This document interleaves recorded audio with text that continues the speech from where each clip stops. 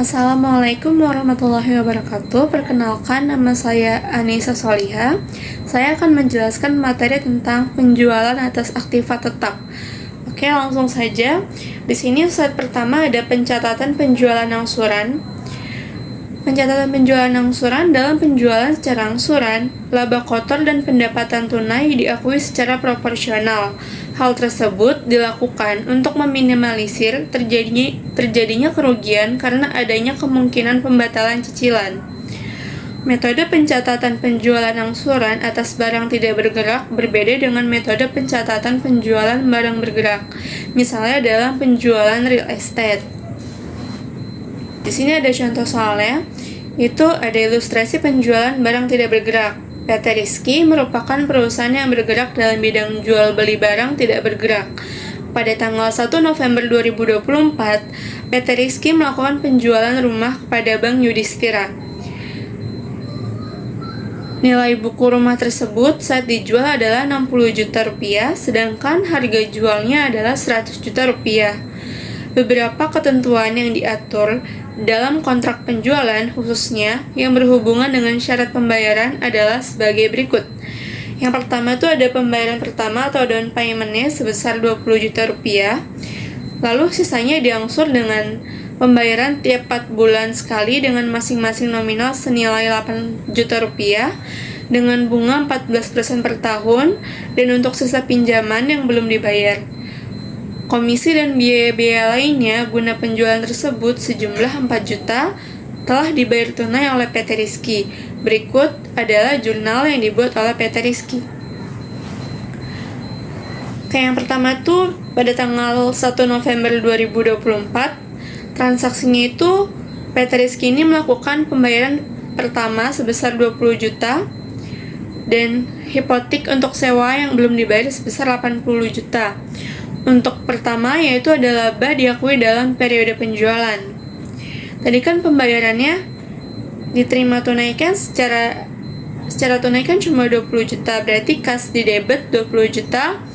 Lalu kan harga jualnya kan 100 juta, tapi kan baru dibayar hanya 20 juta. Jadi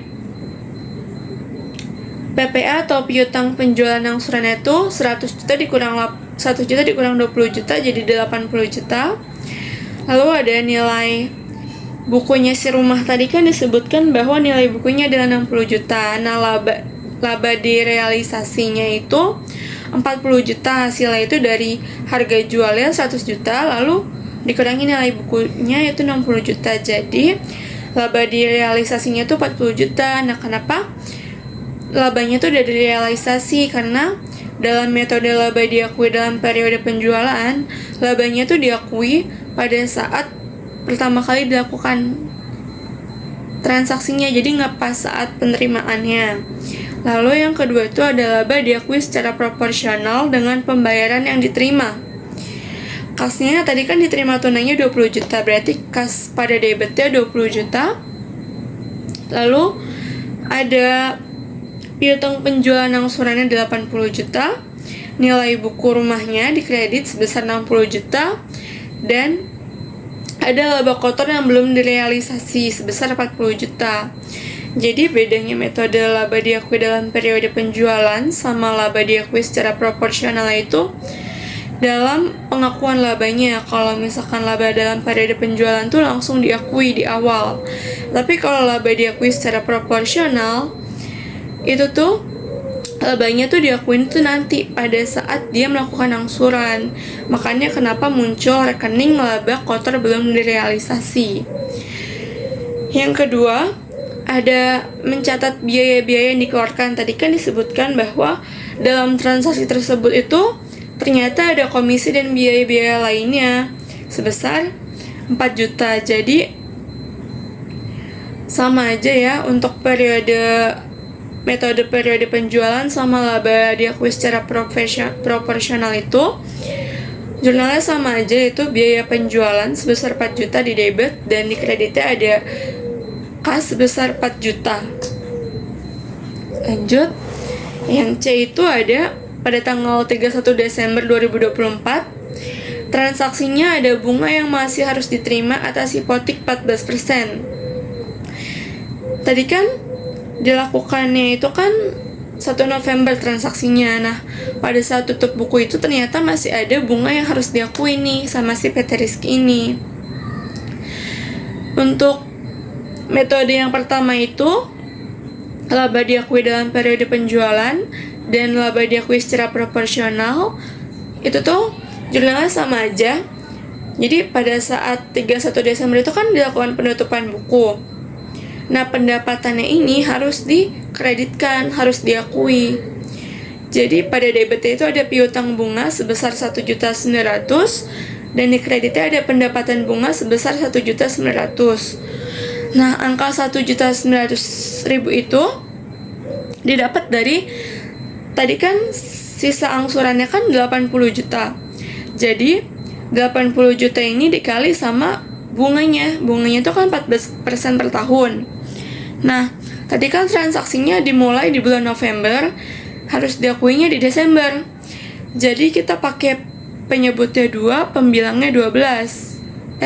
Pembilangnya 2, penyebutnya 12. Jadi 80 juta dikali 14% dikali 2 per 12, itu hasilnya adalah 1.900.000.